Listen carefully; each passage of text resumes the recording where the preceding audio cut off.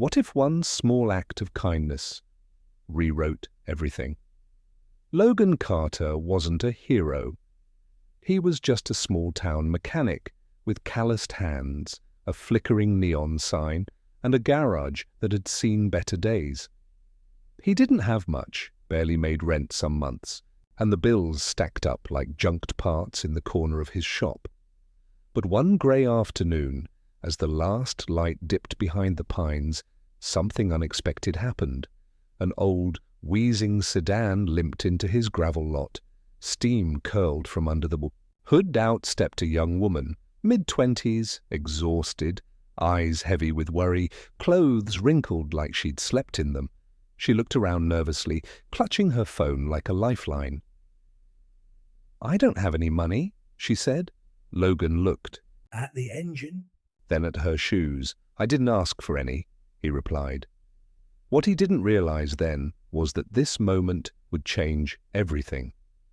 He didn't know her name was Sophie Langford, didn't know she came from wealth or power, or that she was testing him. All he knew was that someone needed help. And even when he had so little, he still chose to give. No cameras, no promises, just a quiet man doing the right thing. But within 24 hours, Logan's dusty corner of nowhere would turn into a magnet for Rolls-Royces, TV crews, and second chances. Not because he fixed her car, but because he reminded someone with everything in the world that decency still exists. And what came next would not just transform a garage, it would rebuild an entire town. Logan Carter started most mornings with the same routine, unlocking the old garage door, flicking on the lights that buzzed before coming alive, and brewing a pot of coffee strong enough to mask exhaustion. His shop had been his father's once. Now, it was just Logan, a stack of unpaid bills, and a fading "Help Wanted" sign that hadn't attracted a single soul in months. Still, he opened every morning because that's what you do when you don't know how to quit. That afternoon, as the last of the sun dipped behind the pine trees, an engine coughed its way into the lot. The car was in bad shape, an old sedan that wheezed. Like it had run out of second chances, Logan stepped outside, wiping grease from his hands. The driver's door opened slowly.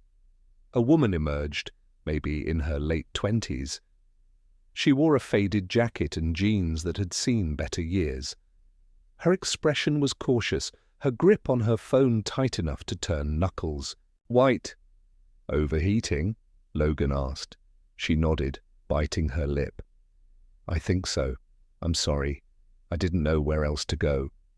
Logan lifted the hood and let out a soft whistle. "The radiator was a mess. You're lucky it made it this far." She hesitated, then said quietly, "Can you fix it?" Her eyes said everything before the words left her mouth. I don't have the money right now. I was hoping maybe you could let me pay later."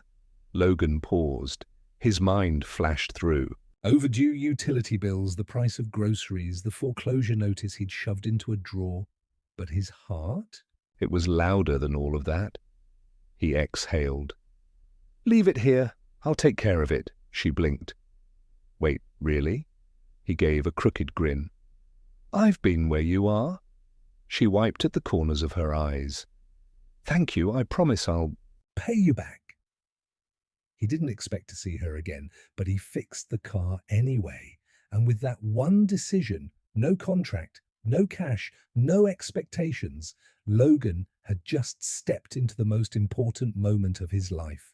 By the time evening rolled around, Logan had already returned to his routine, changing oil, replacing filters, and pretending the rent notices didn't exist.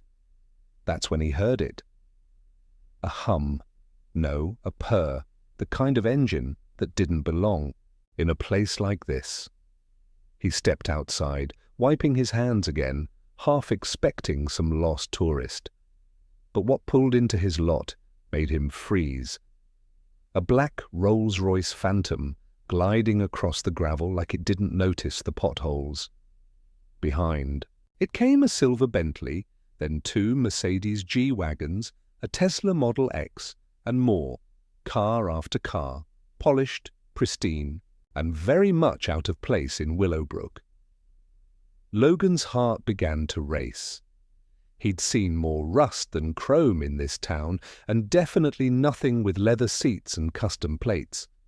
From the Rolls-Royce, a man stepped out, sharp suit, dark sunglasses, the type who looked like he didn't ask for permission. "Logan Carter?" he asked, handing Logan a sleek, white envelope with embossed lettering. Inside, a single card in elegant script. "You changed someone's life. Now it's your turn."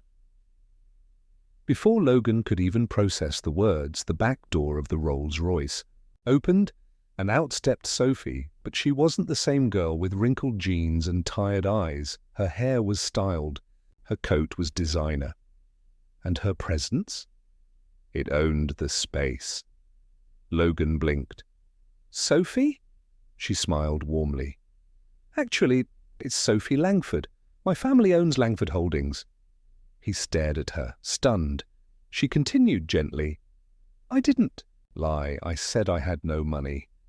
And that was true. "I left home that day with nothing but my name. I needed to find someone real, someone kind, who didn't expect anything in return." She stepped closer, eyes locked on his. "And I found you?" Logan's mouth opened, then closed. "You set this up?" She nodded. "I had to know what kind of person you were when no one was watching." Another man stepped forward and handed Logan a folder. Inside, renovation plans, a set of top-tier tools, a financial advisor, and a business grant worth more than he'd made in a decade. Logan's hands shook as he flipped through the pages. "Why me?" Sophie smiled. "Because you didn't just fix my car. You reminded me what it means to believe in people again, and I think the world needs more of that." Logan looked around at the fleet of luxury vehicles, the people in suits, the surreal scene. Planted in front of his humble garage, for the first time in years, hope didn't feel like a fairy tale. It looked real. It looked like this. Logan barely slept that night. The folder Sophie had handed him sat on his kitchen table like a dream he wasn't allowed to touch. He kept opening it, half expecting the numbers to fade, the fine print to say, "Just kidding." But it was all real. By dawn, the quiet gravel lot outside his shop had transformed. Construction crews arrived with blueprints, equipment trucks, and a woman in a hard hat holding a clipboard. "You must be Mr. Carter," she smiled. "We're here to begin the transformation." "Transformation?" Logan asked, still blinking. "Miss Langford is funding a full rebuild. Solar roofing, eco-friendly insulation, top-tier tools, customer lounge, everything." She paused, then added, "She said to keep the old Carter's Auto sign. Said it's part of the soul." Logan's voice cracked. "This is really happening?" She nodded. "You earned it." By noon, Sophie arrived, this time in a modest electric car, dressed down, blending into the chaos around them. She walked beside Logan, watching the old garage get stripped to its bones. "I want this place to thrive," she said. "But more than that, I want it to mean something." Logan looked at her, confused. "A community garage," she continued. "Free repairs for struggling families, mentorships for teens, skill workshops. I'll fund it all, but you'll be the face of it." Logan didn't know what to say. She saw it on his face. "Because when no one was watching," Sophie said softly, "you made the right choice. That's who I want leading this." Weeks passed, and the new Carter Auto and Community Garage began to rise from the dust. Locals stopped by, eyes wide. Rumors flew, some true, some wildly exaggerated. But one thing was certain. Logan Carter was no longer just a mechanic. He was becoming a leader, a mentor, a symbol.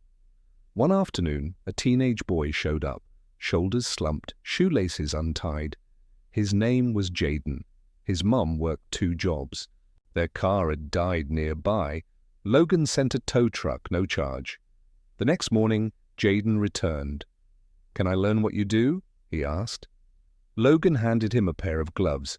"Let's start with how to change oil." Word spread. More teens came. Some had been skipping school. Some never had a father figure. But in Logan's garage, they found both guidance and dignity.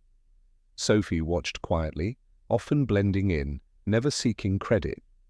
When asked why she chose Logan, she always answered the same. Because he chose people. One night, long after the shop had closed, Logan stood beneath the glowing news sign, Carter Auto and Community Garage, etched beneath, in silver script, powered by kindness, open to all. He looked up at the stars, then down at his worn, calloused hands. So much had changed, but not the man who once fixed a stranger's car for free, expecting nothing. The money, the recognition, the building, they were never the goal, the real reward. The hope in Jaden's eyes, the laughter echoing through the mentorship workshop, the belief that kindness still mattered, because when one person chooses compassion over convenience, that ripple becomes a wave. And sometimes that wave rebuilds an entire town.